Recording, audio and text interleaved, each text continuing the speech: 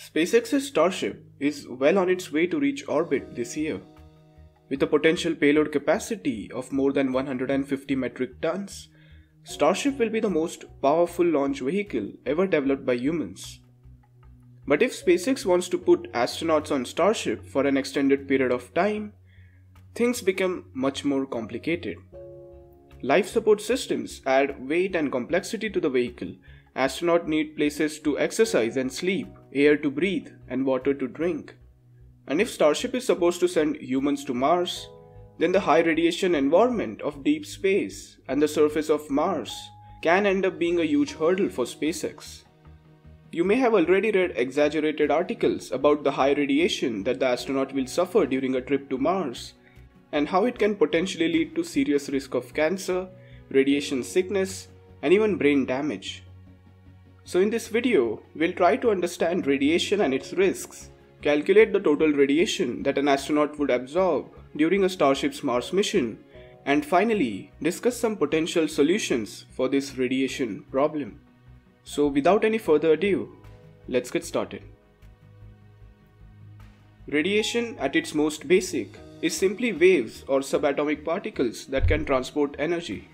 The light that you are seeing right now is a form of radiation. The heat that our body constantly releases is also a form of radiation. Most of the radiation that we are exposed to in our day-to-day life is not at all harmful, and in some cases can even be beneficial for us. However, while in space, astronauts need to be aware of various different forms of space radiation. Radiations that can damage our tissues, alter our DNA, cause radiation sickness, and in some extreme cases, even death. The main cause of radiation in our solar system is our own star, the Sun. Our Sun constantly releases a lot of radiation in different wavelengths. This is accompanied by a constant stream of solar winds, which mainly consist of highly energized protons, electrons, and ionized helium, also called alpha particle.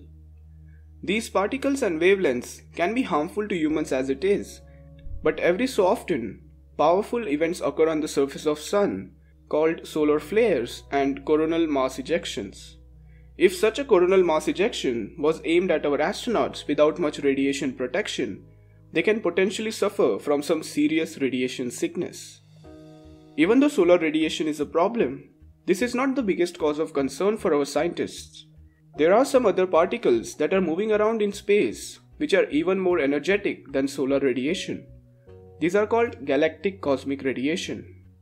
These particles were emitted due to extremely energetic events that potentially occurred millions of years ago and are accelerated to nearly the speed of light.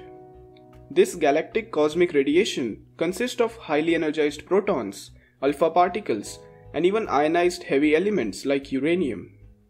This radiation can easily pass through any spacecraft structure and even through the astronaut's body, potentially leading to some serious health damages.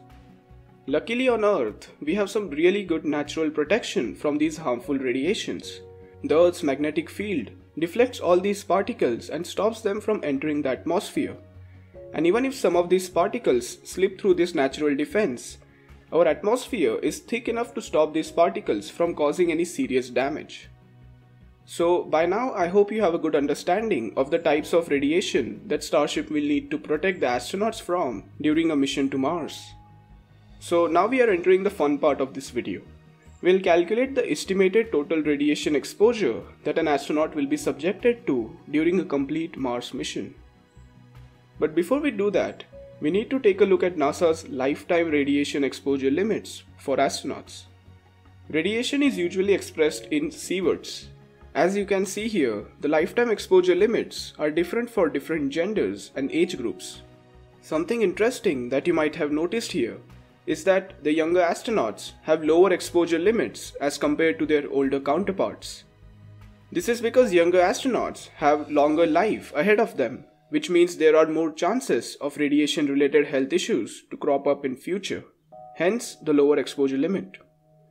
In order to calculate the total radiation exposure, we'll need some data related to first the amount of radiation absorbed per day during a transit between Earth and Mars, and second, the amount of radiation absorbed per day on the surface of Mars. The best source of data for radiation is the Radiation Assessment Detector on the Curiosity rover and the Mars Odyssey mission of 2001.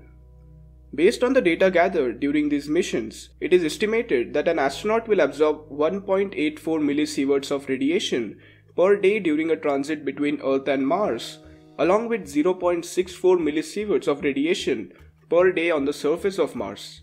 In comparison, on Earth, the normal daily radiation dose received by an average person is 10 microsieverts or 0.01 millisieverts. These radiation numbers can surely be decreased using some shielding measures, but we'll discuss it later in the video. Based on this data, let's calculate the total radiation exposure per mission to Mars. A trip to Mars can take anywhere between 6 to 9 months based on the trajectory and the alignment of the planets. Elon Musk has discussed in the past that the crewed starships can use a less efficient trajectory to decrease the transit time, which by extension will decrease the radiation exposure. So assuming a 6 months or 180-day transit between the planets and a 1.84 millisieverts radiation per day, it's a total of 330 millisieverts of radiation just as we reach Mars. The same amount of radiation will be absorbed by the astronauts during the return journey to Earth as well. Based on the mission plans, it is estimated that an astronaut will spend around 500 days on the surface of Mars. So with the radiation dose of 0.64 millisieverts per day, it amounts to a total of 320 millisieverts of radiation on the surface of Mars. Adding all this up, a single round-trip mission to Mars will expose an astronaut to a total of 980 millisieverts of radiation dose. This surprisingly is within NASA's prescribed limit of lifetime radiation exposure even for the younger astronauts. However, if you are one of those younger astronauts going to a Mars mission, this certainly is going to be your last mission in space, because you just blew up all your free radiation exposure credits and now you have to spend the rest of your life seeing Elon Musk dancing on Mars. Anyways, as you can see, Starship can complete a single round-trip mission to Mars safely without risking the health of the astronauts. However, for a sustainable presence on Mars, these numbers need to go down substantially. Unfortunately, there isn't much publicly available information about how SpaceX is planning to shield the astronauts from the radiation. One way of reducing the risk of radiation is by having more mass between the astronauts and the space. As we have seen earlier, the main radiation risk in space is because of the high energy protons and the galactic cosmic rays. These particles can be stopped by colliding them with more material. Elon Musk has stated in the past that Starship can be oriented in such a way that there is a lot of mass between the astronauts and the source of radiation, that is our Sun. During the trip to Mars, Starship can face opposite to the Sun, which means that the engines, the propellant tanks, and even some supplies will be between the astronauts and the radiation. This will surely reduce the radiation exposure during normal times. However, in case of a solar storm or a coronal mass ejection, Starship will need to provide some extra protection from radiation. One of the methods that is currently being experimented with the Orion capsule is hiding in a makeshift bunker, putting as many bags of supplies as possible to shield the astronauts from radiation. Interestingly, the best element to protect against galactic cosmic radiation is hydrogen. So scientists are experimenting with storing water in the walls of the spacecraft. However, this can end up adding a substantial amount of weight to the spacecraft as water itself is quite dense. Other shielding methods include lining the spacecraft with hydrogenated boron nitride nanotubes, which are very strong and at the same time contain hydrogen that can shield against radiation. However, more research needs to be done before we can see any practical applications of these nanotubes. So there you have it. Starship will be more than capable of safely completing a mission to Mars. The radiation, though quite high, is still within NASA's prescribed lifetime exposure limits for astronauts. Do you know of any other radiation protection measures? Let me know in the comments section. If you like the content, do consider hitting that like button for the YouTube algorithm, and if you are new here, do consider subscribing the channel. Thanks for watching. Have a nice day.